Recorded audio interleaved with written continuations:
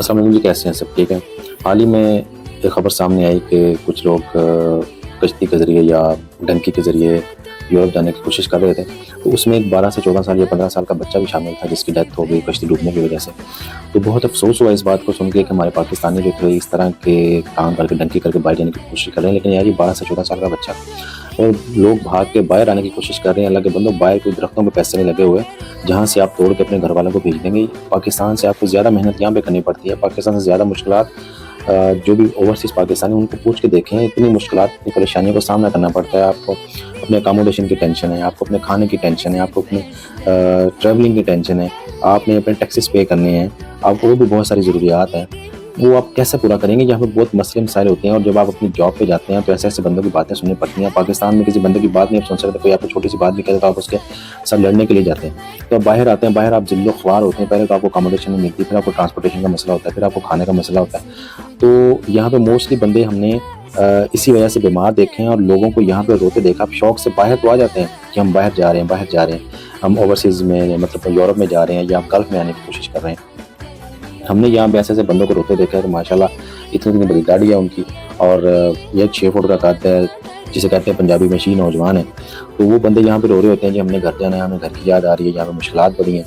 تو اللہ کے بندوں، یہ کوئی آسان کام نہیں ہے۔ آپ پردیسی بننا چاہ رہے ہیں، پردیس کاٹنا کوئی آسان کام نہیں ہے، بہت ساری مشکلات ہوتی ہیں یہاں پہ۔ کچھ لوگوں کو کام نہیں ملتا، اگر کام مل جاتا ہے تو پھر ان کو سیلری ان کی اتنی ہوتی ہے کہ اس کو جو ٹرانسپورٹیشن ہے وہ اس کو افورڈ کر سکیں۔ ان کی جو سیلری ہوتی ہے وہ ٹرانسپورٹیشن اور کھانے میں چلی جاتی ہے، یا ان کا جو رہائش کا رینٹ ہوتا ہے اس میں چلی جاتی ہے۔ وہ کیا بچا پائیں گے اپنے آپ کو؟ کیا آپ پیچھے بھیجیں گے؟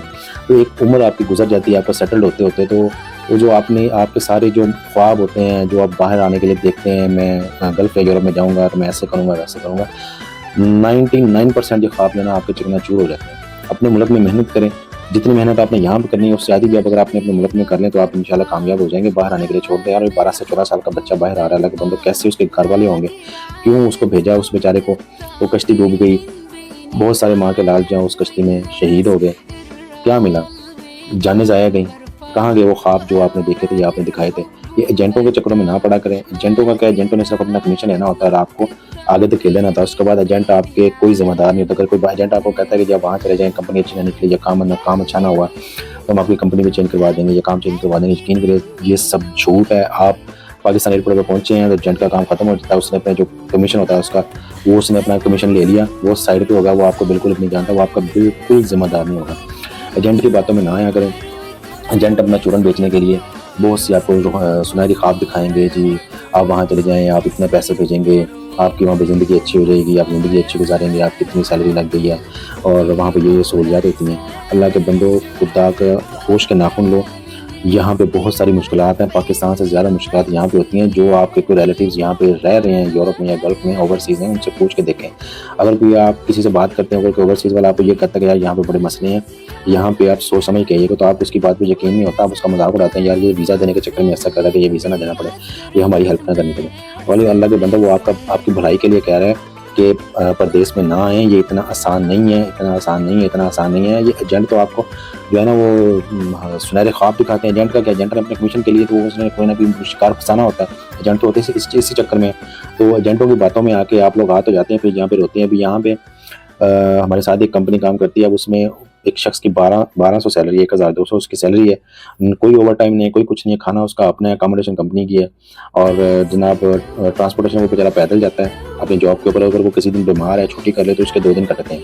اب 1200 میں سے اس کے 2 دن کٹ گئے تو باقی وہ کیا کرے گا؟ کیا یہاں پہ جو اخراجات ہیں، ٹیلی فون کا خرچہ ہے، دوسرے کھانے کے جو اخراجات ہیں وہ ہیں، اگر وہ چھٹی کر لیتا ہے تو وہ 12 میں سے کیا بچائے گا؟ کیا گھر بھیجے گا؟ یہی وہ یہیں سے کوئی 70-80 ہزار گھر بھیج دے گا، تو پاکستان میں بھی 70-80 ہزار کما سکتے ہیں۔ کوئی ہوش کا ناخن لے گا، یہ اتنا آسان نہیں ہوتا کہ آپ لوگ اس کو سمجھ لیتے ہیں کہ میں چلا جاؤں گا تو میں بس درختوں سے پیسے توڑ کے واپس بھیجوں گا اور پیچھے والے جو خوشحال ہو جائیں گے۔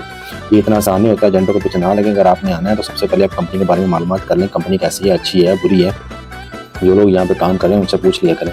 ایجنٹوں کا کیا، ایجنٹوں نے تو کہہ دینا جی بہت اچھی کمپنی ہے، آپ کو اکاموڈیشن بھی دے رہی ہے، کھانا بھی دے رہی ہے، رہائش بھی دے رہی ہے، میڈیکل بھی دے رہی ہے، ٹکٹیں بھی دے رہی ہے اور فون الاؤنس بھی دے رہی ہے، ہر چیز دے رہی ہے۔ وہ A to Z آپ کو ساری فیسلٹیز گنوا دیں گے کہ کمپنی آپ کو یہ سب کچھ دے رہی ہے۔ اور جب آپ یہاں پہ پہنچتے ہیں تو پھر آپ کے سامنے ایک جو ہے نا اوپن فیس آتا ہے، ریئل فیس آتا ہے، ریئلٹی جس کو کہتے ہیں نا، ریئلٹی آتی ہے آپ کے سامنے، پھر آپ کو سمجھ آتی ہے یار وہ ایجنٹ تو جھوٹ بول رہا تھا۔ تو اللہ کے بندوں، ہوش کے ناخن لیں، خود سوچیں، اگر آپ نے آنا ہی ہے، آپ نے ارادہ کر ہی لیا کہ لیگل طریقے سے انلیگل طریقے سے نہ آئیں، اور کمپنی کے بارے میں معلومات کر لیں، کمپنی کیسی ہے اور اس کے معاملات کیسے چل رہے ہیں.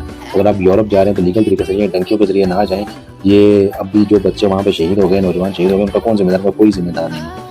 تو اپنی رائے کا اظہار ضرور کیجیے گا. اگر آپ کو ویڈیو اچھی لگے تو اس کو لائک شیئر ضرور کر دیجیے گا. اللہ حافظ.